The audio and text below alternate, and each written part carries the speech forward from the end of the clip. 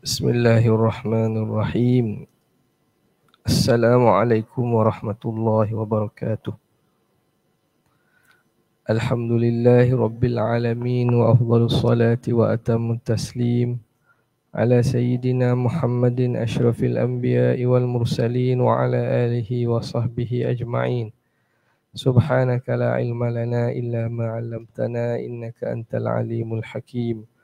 ولا حول ولا قوة إلا بالله العلي العظيم رب اشرح لي صدري ويسر لي أمري واحلل عقدة من لساني يفقه قولي وسدد لساني واهد قلبي بحق سيدنا محمد صلى الله عليه وسلم.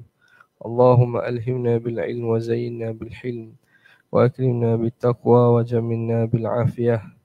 اللهم أخرجنا من ظلمات الوهم وأكرمنا بنور الفهم وافتح علينا بمعرفة العلم وحسن أخلاقنا بالحلم واجعلنا ممن يستمعون القول فيتبعون أحسنه والحمد لله رب العالمين. Alhamdulillah, bersyukur kita kehadrat Allah Subhanahu wa taala dengan limpah kurnia daripada Allah serta taufik daripadanya kita dapat berada pada pagi ini bagi meneruskan daripada kitab Al-Aqidah Al-Hafidah yang dikarang oleh Muhammad bin Yusuf As-Sanusi rahimahullah. Perbincangan kita pada minggu lepas ialah berkaitan dengan sifat-sifat yang wajib bagi Allah Subhanahu wa taala. Maka masuk pada kali ini pengarang rahimahullah menceritakan tentang dalil-dalil bagi sifat-sifat tersebut. Maka kata pengarang rahimahullah, qala al-muallif rahimahullah wa nafa'ana bihi wa bi'ulumihi wa asrarihi fid darain amin. Dalailu ma sabaqa minas sifati lahum alaihimus salatu wassalam. Dalil-dalil apa yang telah lalu daripada sifat-sifat bagi para nabi dan para rasul alaihimus salatu wassalam. Waddalilu ala wujubi sidqihim al-mu'jizatu. Bukti-bukti wajibnya mereka bersifat benar adalah mu'jizat. Masuk pada sifat yang pertama iaitu sifat sidik. Sifat benar. Maka wajib para nabi dan para rasul ni bersifat benar. Apa makna benar? Benar pada dakwaan kerasulan dan apa yang disampaikan daripada wahyu. Itu sidik dalam sifat wajib bagi rasul ni lebih khusus kepada benar pada dakwaan risalah dia. Dakwa sebagai nabi dan rasul. Dan benar pada perkara yang disampaikan daripada Tuhan. Ini khusus itu. Adapun benar dalam percakapan, tidak menipu dalam bercakap, itu masuk dalam sifat amanah. Masuk dalam sifat amanah tu. Kerana amanah ni ertinya terjaga daripada maksiat. Antara maksiatnya ialah menipu. Menipu, lebong. Tu masuk dalam perkara yang wajib dalam sifat amanah. Okey. Jadi bila begitu, maka apa dalil bahawa para nabi dan para rasul ni betul dan benar dalam dakwaan mereka sebagai utusan Allah? Maka kata pengarang, dalilnya lah mukjizat. Mukjizat. Yang ni memerlukan kepada huraian ni. Pada nota yang ke-48. Jadi apa takrif mukjizat? Para ulama mentakrifkan mukjizat seperti berikut. Mukjizat ini amrun khariqun lil 'adah yuzhiruhu Allah Ta'ala ala yadi mudda'in nubuwah maqrunan bitahaddi ma'a 'adamil mu'aradah. Mukjizat ialah sesuatu yang mencari adat, perkara yang mencari adat yang dianugerahkan oleh Allah kepada mereka yang mendakwa kenabian, disertai dengan cabaran beserta tidak mampu melawannya. Jadi mukjizat ini dia merangkumi beberapa perkara pada takrif. Pertama, perkara yang mencari adat. Apa makna mencari adat? Khariqun, khariq maknanya mencari, khariqun lil adah. Dan bahasa kitab lama pun sebut mencari adat. Mencari adat ni makna dia lain daripada kebiasaan. Kita boleh kata mencari adat maknanya luar biasa lah. Adatnya begiang, tiba-tiba berlaku sebaliknya. Jadi perkara mukjizat dia berkaitan dengan perkara yang menyalahi kebiasaan, menyalahi adat. Bukan perkara yang mustahil. Mustahil akal. Bukan perkara yang menyalahi akal. Dia menyalahi adat.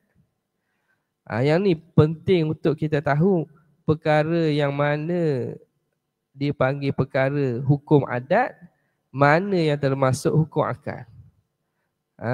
Jadi perkara yang pelik ini yang berlaku pada diri Nabi ni, dia mencari adat. Dia lain dari biasa. Ia bukan benda mustahil. Jadi setengah orang kata mukjizat ni perkara yang mustahil bagi yang berlaku pada diri Rasul. Penggunaan perkataan mustahil itu kurang tepat lah. Sebab dibimbangi, dipaham bahawa mustahil itu makna perkara yang tak terima akal. Benda yang berlaku daripada mukjizat ni bukan tak terima akal. Kena faham. Tak terima akal ni dia tak akan berlaku. Sebab itu kena faham elok-elok. Faham betul-betul antara hukum akal, hukum adat, hukum syarak. Kalau kita kata perkara yang tak terima akal, dengan erti kata lain, mustahil pada akal. Mustahil pada akal ni benda tu tak akan berlaku.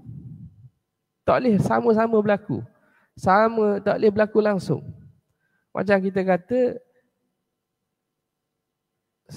dua lebih kecil pada satu. Bilangan dua lebih kecil pada satu. Hak tu tak boleh terima akal. Bilangan. Bilangan. Bukan tulisan boleh. Dua lebih kecil ada satu.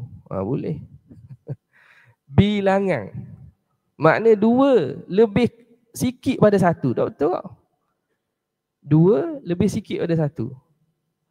Pergilah apa-apa pun, takkan ada orang boleh terima bahawa dua lebih sikit pada satu. Ataupun kita kata hak biasa, contohnya, anak lebih tua pada mak yang beranak kepada dia. Anak tu lebih tua umurnya daripada mak yang memperanakkannya. Itu pun tak boleh terima akal kok. Dia kata, saya beranak, masa mak saya beranak saya pergi panggil Tok Bidang. Masa mak saya beranak saya pergi turut Tok Bidang. Orang cakap tu makna tak betul tu. Kecuali dia gurau tak apa. Macam mana dia masa nak beranak, dok lahir lagi, dia pergi panggil Tok Bidang. Jadi, itu contoh mustahil akal. Akal tak boleh terima langsung tu. Akal tak boleh terima langsung. Jadi perkara yang menyalahi akal dia tidak akan sama sekali berlaku. Tak akan sama sekali berlaku. Baik. Jadi perkara mukjizat ni bukan benda akal yang tak boleh terima. Tetapi perkara itu dia termasuk pada perkara yang akal kata harus. Cuma tak berlaku pada adat. Menyalahi kebiasaan. Macam kita kata beginilah, kita kata Nabi SAW dimi'rajkan, diangkat daripada Baitul Maqdis ke langit. Okay. Jadi kalau ikut kebiasaan, mana boleh berlaku manusia boleh naik ke langit sebegitu. Oksigen tak ada, kapal angkasa tak ada. Tak ada tu. Lagi zaman dulu lagi pelik. Zaman ni kita kata masih boleh manusia itu keluar daripada bumi, pergi ke bulan dan seumpamanya. Zaman dulu maknanya naik ke langit ni kira benda yang tak boleh nak terima lah. Baik. Tak boleh terima tu dari segi mana? Adakah akal tidak membenarkan atau benda itu tak berlaku pada adat? Jadi kalau kita tengok pada hukum akal, sebab itu hukum akal ni dia luas. Boleh ke tidak Allah menggerakkan baginda Nabi daripada bumi naik ke langit? Dari segi hukum akal, jawabnya boleh. Dah tu oksigen tak ada, kapal angkasa tak ada. Oh, Allah Ta'ala yang boleh buat kan. Manusia yang bernafas dengan oksigen pada adat boleh Tuhan beri tak bernafas menggunakan oksigen. Sebagaimana manusia makan kenyang dengan makan, boleh Tuhan bagi kenyang tanpa makan. Kenyang tanpa makan boleh tak? Boleh. Jadi makanan mengenyangkan tu hukum adat. Ada orang makan tak kenyang. Buktinya ada orang makan tak kenyang-kenyang. Kita makan sepinggan kenyang, dia makan 3-4 pinggan tak kenyang. Andai kata makanan itulah yang memberi kenyang, maka makan portion tertentu, bahagian tertentu jadi kenyang. Waktu kita boleh dapat faham lah tu. Keterikatan hukum adat dan keterikatan hukum akal dia berbeza. Jadi bila kita kata mencari adat, pada adat manusia ni bernafas, dia kena ada oksigen. Nak keluar daripada atmosfera bumi, kena ada kenderaan tertentu. Nak jaga daripada bahang, haba dan semua sekali. Baik, itu pada kebiasaan. Dan Allah Ta'ala ni yang mencipta alam ni tak boleh ke? Adakah tak mampu Tuhan? Allah Ta'ala mampu untuk menggerakkan manusia ke mana-mana yang dia nak tanpa berlaku seperti mana biasa.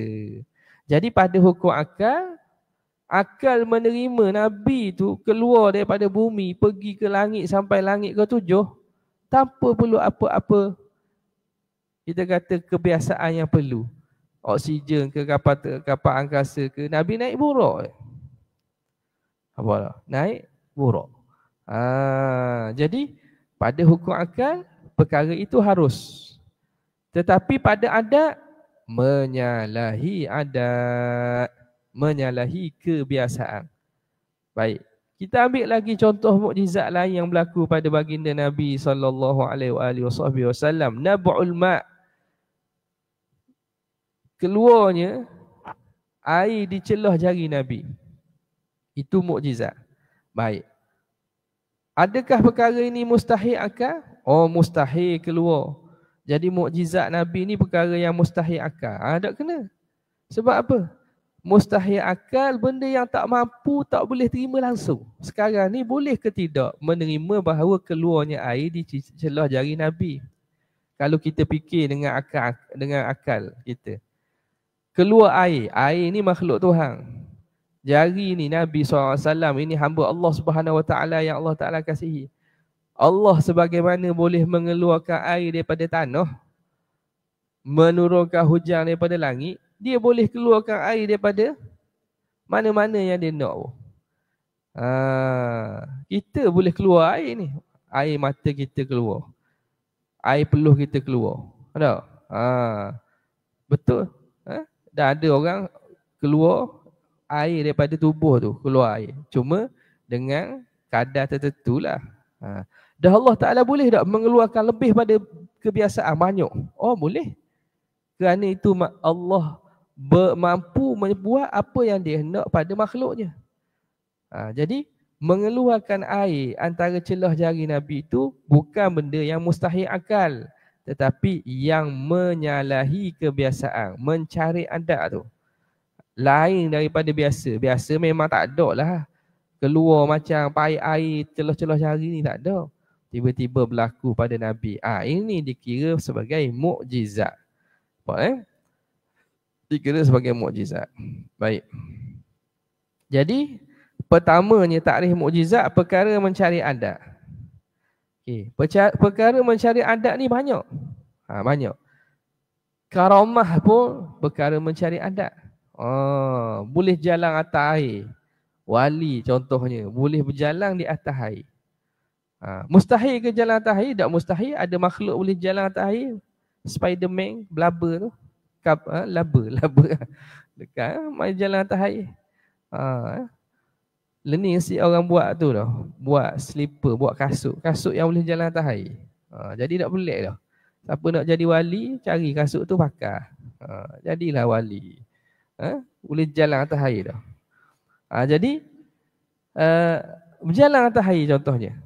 Perkara itu bukan makna mustahil pada akal, Tapi kebiasaan kalau orang berjalan atas air ni maknanya jatuh dia, tak boleh jalan atas air begitu. Perkara karamah.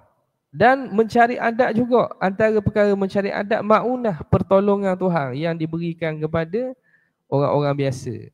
Karamah ni Allah Ta'ala beri kepada para kekasih dia, wali dia.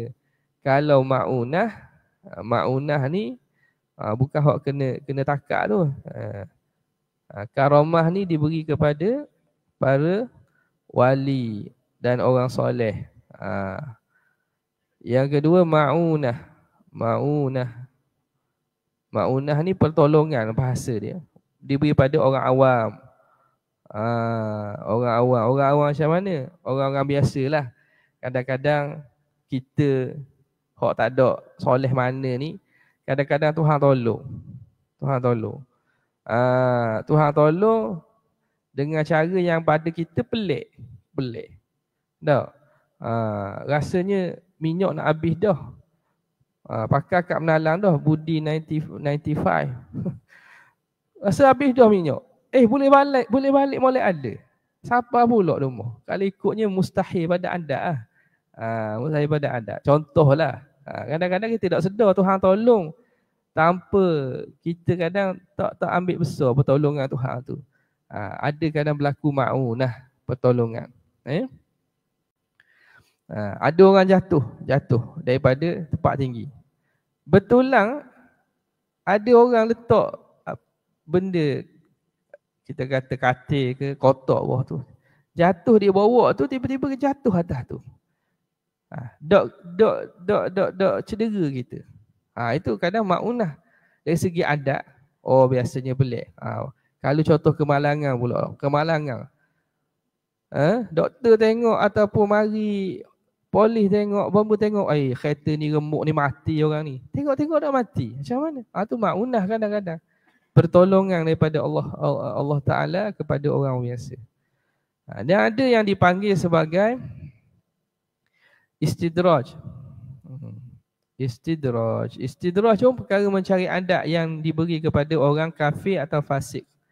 Orang kafir dan fasik yang untuk Allah Ta'ala jadikan dia ni jadi semakin mua. Bahasa kita mua.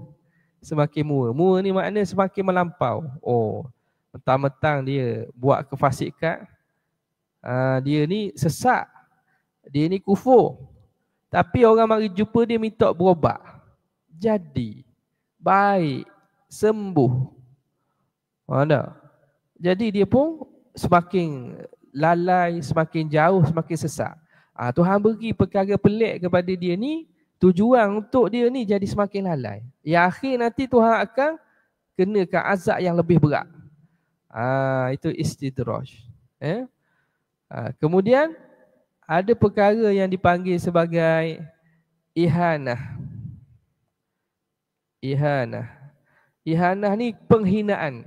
Ini perkara pelik juga tapi berlaku bersalahan dengan kehendak. Contoh yang dicerita oleh ulama dalam kisahnya ialah Musailamah Al-Kazzab yang mengaku nabi palsu. Dia nabi palsu ni. Dia mengaku nabi juga. Apabila datang kepada dia berita bahawa Nabi SAW ni boleh menyembuhkan mata Qatadah. Qatadah mata dia kena panah ketika perang. Sebelah matanya kena panah lalu mata dia dicabut, terpaksa cabut. Dia datang kepada Rasulullah, tunjuk pada Nabi. Nabi ludah pada mata, Nabi letak balik dalam soket mata. Mata tu jadi elok dan jadi sihat semula. Jadi boleh tengok, ini luar biasa. Bukan mustahil, tak mustahil. Allah Ta'ala yang mencipta mata, Tuhan boleh je buat mata tu jadi elok semula. Pada akal dia diterima perkara halus. Tapi pada kebiasaan, mata bila tubik keluar dah, mata bila cedera dah, memang tak boleh nak selamatkan lah. Tapi kerana dia sebagai mukjizat, Rasulullah ludah dan juga letak balik mata-mata Qatadah ni jadi cerah, jadi boleh menampak balik.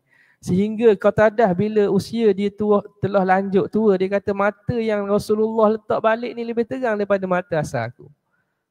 Nampak? Sallallahu alaihi wasallam.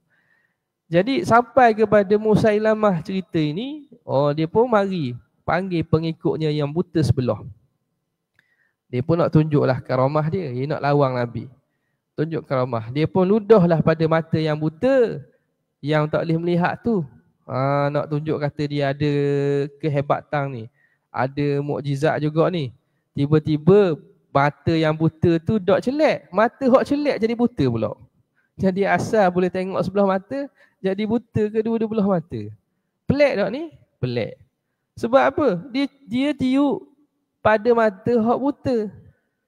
Kehendaknya nak mendapat melihat balik. Tapi berlaku sebaliknya, luar pada biasa jadi buta mata yang sihat. Nampak? Jadi itu dikira sebagai ihanah, mencari adab, tetapi berlaku sebalik kehendaknya. Sebalik daripada kehendak seseorang, tujuan nak menghina orang tu. Tuhan buat gitu supaya orang yang ada akal berfikir, orang ni lebong, tipu. Dia kata boleh sembuh, bukan boleh sembuh, lagi mudarat dan juga lagi sakit pula. Jadi bila orang fikir dengan akal, maka dia pun akan tahulah bahawa ini satu bentuk penghinaan, dan Allah Ta'ala mengatakan bahawa Musailamah ini pendusta. Nampak? Jadi itu. Kemudian ini perkara yang mencari adab. Ada satu lagi yang berlaku sebelum daripada mukjizat, dipanggil sebagai irhas. Irhas ni perkara pelik yang berlaku pada Nabi dan Rasul sebelum dilantik jadi Nabi dan Rasul. Irhas. Irhas. Sebelum dilantik jadi Nabi dan Rasul. Hanya ni kita tengok cerita dalam sejarah, dalam sirah. Nabi berjalan di Mekah, ada batu yang beri salam. Jadi batu boleh bercakap ni benda yang luar biasa. Luar daripada kebiasaan. Dia bukan mustahil. Kerana Allah Ta'ala yang boleh mempercakapkan kita. Mulut kita boleh bercakap, dia boleh mempercakapkan makhluk-makhluk lain. Batu boleh bercakap, pokok boleh bercakap, boleh. Jadi batu ni beri salam kepada Nabi. Masa tu Nabi tak tahu lagi bahawa dia tu Nabi dan Rasul. Dia kata kuntu a'lamu hajaran fi Makkah. Aku tahu, masih ingat ada batu yang di Mekah itu, yusallimu alayya. Dia beri salam kepada aku. Tengok-tengok tak ada. Tengok tak ada. Rupanya datang suara tu daripada batu. Itu perkara-perkara pelik. Awan yang melindungi Nabi ketika Nabi berjalan. Itu perkara pelik yang berlaku ketika sebelum dilantik menjadi Nabi dan Rasul. Dipanggil irhas. Baik. Ada satu juga yang dibincangkan ulama', itu sihir. Sihir ni dia pandangan yang kuat, dia di kategori lain. Sihir. Sihir ni ialah ada mengkategorikannya perkara yang mencari adab. Luar pada biasa. Tapi sebahagian ulama' muhakiki, ulama' yang tahqiq, dia kata sihir ni bukan perkara mencari adab. Tetapi dia satu ilmu yang orang tak tahu, hanya ahlinya tahu. Bila berlaku pada kebanyakan, maka orang yang tak tahu, dia anggap benda tu benda yang luar biasa. Sebab apa? Sebab sihir ni dia perkara yang mana dia ada, kita kata ilmu. Ada ilmu maksud apa? Kita kata macam contoh orang mengaji kimia. Larut tang ni campur larut tang ni, bahan ni campur bahan ni jadi gini. Dia sihir gini, wak gini jadi gini. Gitu. Kalau nak wak gini. Sebab tu orang mengaji, orang belajar sihir. Haram lah tu. Dah ada ahli sihir tu, dia belajar. Dia belajar sihir daripada ahli sihir dulu. Sebab tu cerita-cerita bahawa ahli sihir, antaranya kisah apa? Ashabul Ukhdud kan? Ashabul Ukhdud. Budak lelaki tu yang belajar sihir daripada ahli sihir. Sebab apa? Sihir ni satu ilmu. Ilmu yang mana kalau buat gini, A tambah B tambah ni jadi gini. Gitu. Tapi kerana ilmu ni tidak diketahui oleh orang ramai, maka orang ramai nampak benda ni pelik. Sebab itu ulama kata sihir ni bukan mencari adat. Tapi dia jadi pelik kerana orang tak tahu. Kalau ahli dia tahu. Kalau orang contoh berubat dia tahu dah, ini sihir ni. Dia buat guna ni. Tengok sungguh. Orang ni kena sihir ni. Kena santau, kena santet semua lah tu. Macam mana? Tengok ni. Orang yang belajar dia tahu. Ni gini ni. Makna perkara ini perkara yang beradat. Adat buat gini-gini jadi gini. Buat gini-gini ada gini. Sebab tu antara diceritakan bahawa zaman Nabi Sulaiman dia dah tanam dah. Dia sembunyikan kitab-kitab sihir yang telah ada pada zaman itu. Disembunyikan sebab apa? Supaya tambah ada orang-orang yang cuba nak memporak-perandakan rumah tangga orang dan seumpamanya dengan sihir. Jadi benda ni zaman ni kalau kita ingat macam tak ada dah, rupanya ada lagi. Ingat benda ini antara dosa besar yang membawa kepada syirik. Orang itu yang melaksanakannya, jika tidak bertaubat kembali orang ini, mati dia datang keadaan kalau benda itu melibatkan syirik, dalam keadaan tidak beriman kepada Allah Subhanahu Wa Taala. Bahaya ni. Dan sebab apa ada pula? Sebab ada orang masih menggunakan lah. Kerana nak dengki kepada orang, kerana nak tuju kepada orang, kerana nak sesuatu yang pelik-pelik, maka orang sanggup mempertaruhkan dan menjual agama kerana nak perkara-perkara ni. Ingat. Jadi benda ini dilarang dalam agama kita. Nampak? Nasallallahu al-afwa wal afiyah. Jadi perkara yang mencari adat. Jadi mencari adat ni banyak. Ada pun mukjizat, ini perkara mencari adat yang dianugerahkan oleh Allah kepada mereka yang mendakwa kenabian. Yuzhiruhullah, Allah zahirkan ala mudda'in nubuwah, pada tangan orang yang mendakwa kenabian. Jadi mukjizat dia khusus kepada orang dakwa nabi, dakwa rasul. Kalau orang tu ada mukjizat, dia bukan nabi bukan rasul, makna dia guna istilah yang salah lah. Hebat Tok Khamak tu, dia ada mukjizat. Hebat Tok Wali ni, dia ada mukjizat. Bukan mukjizat orang panggil, ada karamah. Ada khamak. Okay. Disertai dengan cabaran. Okey, apa sifat mukjizat ini? Disertai dengan cabaran. Dia ada tahaddi, makrunan bitahaddi, disertai dengan cabaran. Mana mukjizat yang diberi ni dia mencabar kepada orang yang tak beriman. Kalau kamu tak yakin, buat seperti mana ni? Sebab itu mukjizat kalau tengok yang berlaku dalam kisah-kisah para nabi ni, kenapa adanya perkara ni Tuhan zahirkan? Kerana ada cabaran. Hei Muhammad, kalau betul mu Nabi, belah bulang. Nabi pun isyarat dengan tangan dia, terbelah bulang jadi dua. Namrud tak percaya kepada Nabi Ibrahim, lepor dia ke dalam api. Nabi Ibrahim tidak terbakar, tak gentung sikit pun pada. Nabi Musa pula berdebat, berlawang dengan ahli sihir Fir'aun. Tongkat Nabi Musa bertukar jadi ular. Makan semua ular-ular ahli sihir. Jadi adanya cabaran situ.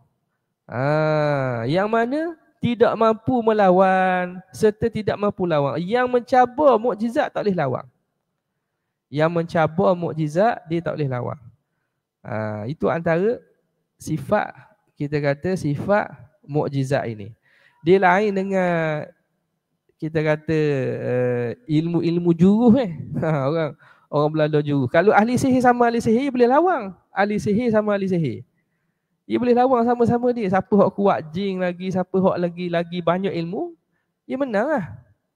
Nampak? Ahli sihir sama ahli sihir, dia boleh menang. Sebab apa? Sebab perkara yang pelik ini dia bukan datang daripada Tuhan. Betul lah datang daripada Tuhan. Kalau kata datang daripada Tuhan, semua perkara datang daripada Tuhan. Cumanya dia bukan bentuk yang mana dipanggil sebagai mukjizat. Tapi mukjizat awak tak boleh lawan.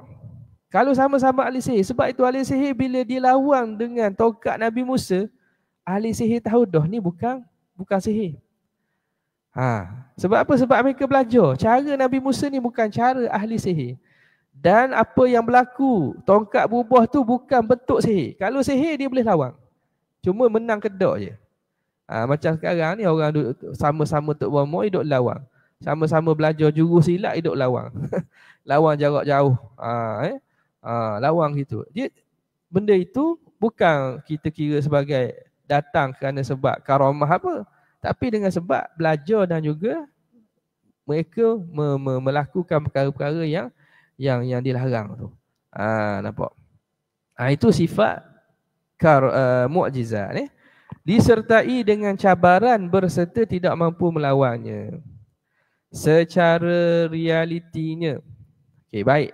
Sekarang ni dia nak terangkan kenapa mukjizat ini ialah dalil kepada benarnya Nabi dan Rasul. Mukjizat ini kok mana? Mukjizat ada kaitan dengan Nabi itu benar, Rasul itu benar. Secara realitinya, alam ini memiliki sistem yang berjalan seperti mana biasa yang telah ditetapkan. Okay. Alam yang Tuhan buat ni dia ada sunnatullah dia panggil. Dia ada sistem dia. Nak makan, nak kenyang makan. Nak hilang haus minum air. Okey. Nak baik makan ubat. Dia ada sistem. Nak boleh nak hidup nafas. Nampak? Jadi dia ada sistem dia yang Tuhan tetapkan. Kalau siang ada matahari. Kalau malam matahari tenggelam.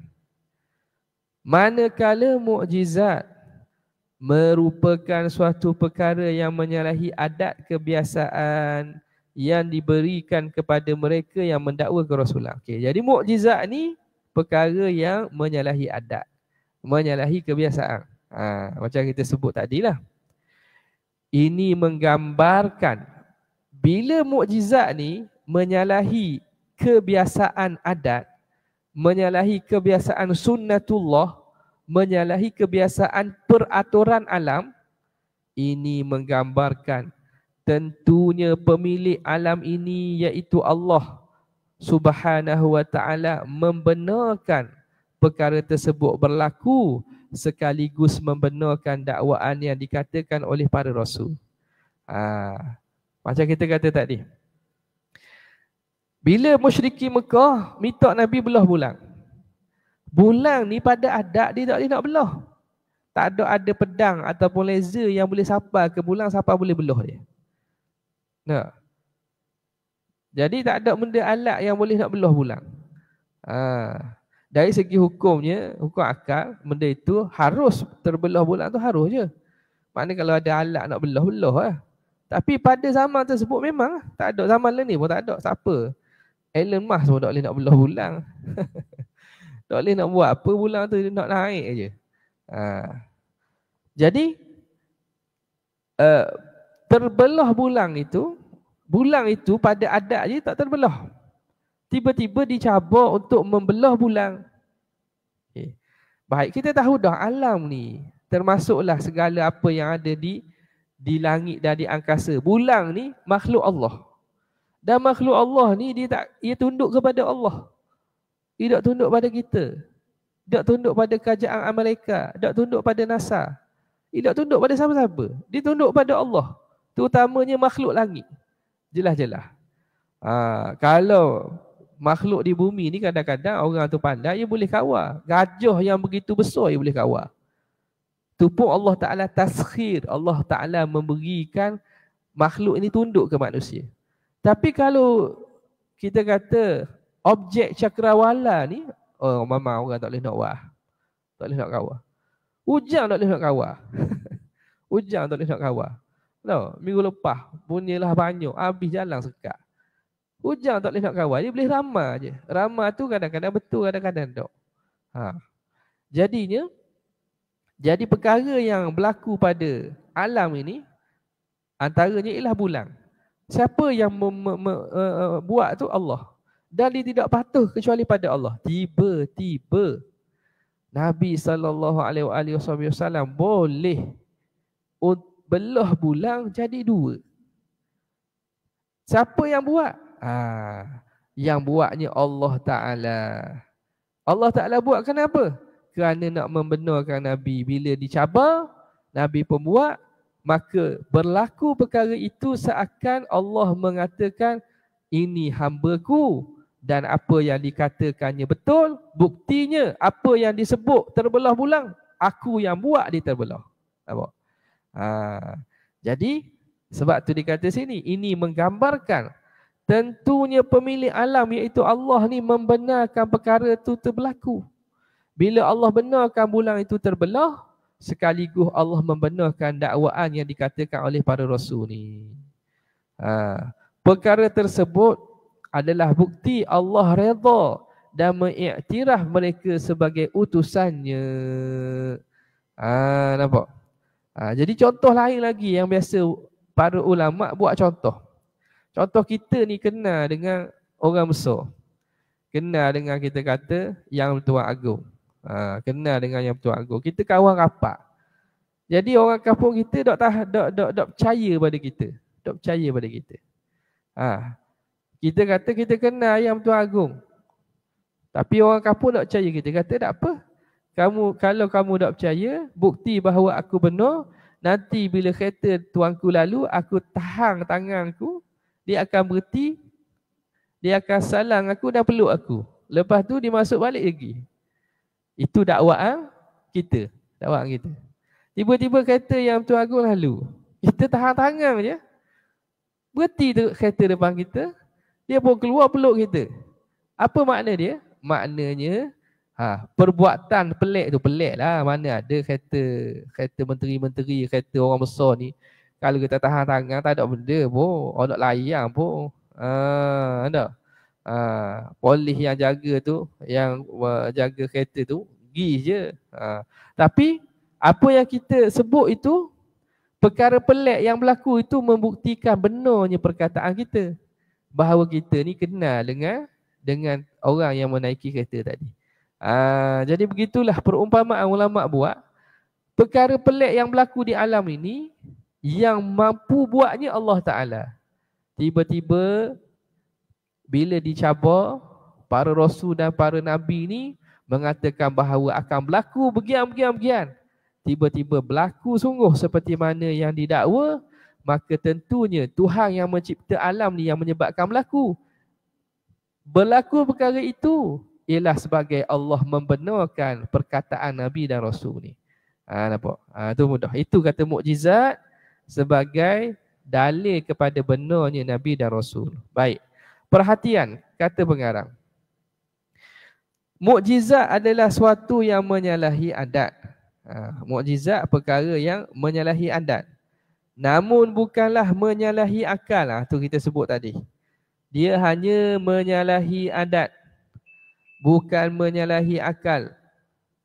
Kerana perkara yang menyalahi akal, yakni perkara mustahil, pastinya tidak akan berlaku.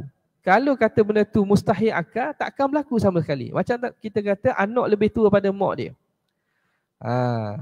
Sesuatu, bola itu bergerak dan diam dalam masa yang sama. Itu mustahil akal. Macam mana bola tu, satu objek, dalam masa dia diam dia bergerak. Akal tak boleh nak terima. Anak saya ada dan tak ada dalam masa yang sama. Ada dan tak ada. Jadi benda yang mustahil akal tak akan berlaku sama sekali. Sebagai contohlah, menjadikan ibu lebih muda daripada anaknya itu termasuk daripada mustahil akal yang tidak akan berlaku. Muda dengan makna usia, bukan rupa. Kalau rupa itu boleh je berlaku. Mari nak pinang anak, pergilah rumah mak anak ni, rumah bakal mertua, pergilah rumah keluarga perempuan ni, nak pinang anak dia. Nak pinang anak dia. Gigi masuk rumah, tengok akak air. Siapa ni? Kakak, bukan kakak mak saya. Kenang ke mak pula. Dah ayah mana? Ayah lama dah tak ada. Ayah lama dah tak ada. Jadi asal nak pinang anak jadi pinang mak pula. Sebab mak jangok pada anak lagi. Tu berlaku tak ada masalah. Jadi muda dari segi rupa tak ada masalah tu. Dia pakai macam-macam. Jadi mak pula lebih jangok. Lebih nampak muda daripada anak. Tapi usia memang tak boleh lah mak nak jadi lebih muda pada anak ni. Sebab mak lah ada lebih dahulu pada anak. Jadi perkara itu mustahil dan tidak akan berlaku. Maka mukjizat ini dia hanya berkait dengan perkara yang menyalahi adat, iaitu hukum adat. Bukan berkait dengan hukum akal, bukan perkara yang mustahil pada akal. Okey, satu sikit lagi yang berkait dengan ni, istilah logik. Ada juga orang kata perkara mukjizat ni perkara yang tak logik. Perkara mukjizat ni perkara yang tidak logik. Jadi betul ke tak makna logik tu? Jadi logik ni satu bahasa ni bahasa orang putih kan asalnya kan logik, dan dia dah telah di bahasa Melayu kan lah. Logical ni. Logik ni apa dia? Dalam istilah ataupun penggunaan sains, logik ni makna perkara yang mengikut hukum sains. Ikut hukum sains. Kita kata logik. Ikut hukum sains. Dan sains yang ada ni dia kebanyakannya merujuk kepada tabi'iyat. Perkara makna kita kata perkara kajian tentang tabiat lah. Tabiat alam, tabiat sesuatu yang ada ni. Jadi kadang-kadang hukum sains ni dia belum sampai kepada tahap kita kata muktamad ataupun tahap yang kita confirm. Sebab itu contoh-contoh ilmu-ilmu yang datang dengan penerokaan, yang eksplorasi, yang diterokai, maka ahli sains catat tentang hukum-hukum sains berdasarkan kajian mereka. Baik. Kajian mereka tu kadang-kadang bila dikaji pada masa akan datang menyalahi. Ini berlaku. Ini berlaku. Kalau tengok astronomi sekalipun. Dulu kan kita bilang Pluto planet tau. Dan ni tak ada dah. Ada planet yang mana dulu dibilang planet bukan planet dah. Sebab apa? Bila dikaji balik, syarat yang mereka letak tu tak kena untuk mengkategorikan sebagai planet. Sebab itu sama. Bila sains kadang-kadang ada sebahagian daripada maklumat saintifik ni yang berdasarkan teori dia tu, bila ada masa dapat perkara, dapat tam baru, berubah. Dari kerana itu, hukum logik yang berkait dengan sains ni, kadang-kadang kita kata dia tidak sampai pada tahap macam hukum akal. Hukum akal bila kata mustahil takkan berlaku dah. Tapi kalau kata mustahil lah kita kata, ni tidak logik. Tidak logik Nabi, tidak logik manusia ni boleh keluar daripada atmosfera bumi tanpa ada gas tong oksigen. Itu logik kan? Logik. Tapi makna harus ke tidak pada akal? Pada akal harus. Allah yang boleh menghidupkan makhluknya dengan oksigen, dia boleh menghidupkan makhluknya tanpa oksigen. Boleh hidup tanpa oksigen. Jadi istilah logik ni bila kita kaitkan dengan perkara ni, kita kena tengok molek. Sebab istilah logik ni lebih berkait dengan penemuan dan juga hukum sains. Hukum sains ni ia bukan semua. Ada benda yang memang keputusannya itu memang kita kata konkret, macam kita kata 1 + 1 2 lah. 1 + 1 2, gilah mana-mana pun 1 + 1 2. 1 tambah 1 lagi jadi 2 lah. Jadi waktu tu memanglah orang tak nafikan tu. Tapi ada contohnya benda yang berdasarkan kepada eksplorasi, benda-benda yang eksperimen yang dapat dengan cara dikaji pada zaman itu dia jadi hukum, tapi boleh jadi bila kaji yang baru datang, hak tu tak valid dah. Tak valid dah. Dah. Jadi benda itu istilah penggunaan logik tu kita tengok betul ke tidak atau sesuai untuk kita pakai atau tidak. Adapun perkara yang mukjizat, dia perkara yang menyalahi adat. Dia bukan perkara yang menyalahi perkara akal ataupun mustahil pada akal. Jadi sekadar itulah masuk kita pada selesai pada dalil kepada sifat sidik bagi Nabi SAW dan para Nabi yang lain. Sekadar itu untuk kali ini. Wabillahi taufiq wal hidayah. Assalamualaikum warahmatullahi wabarakatuh.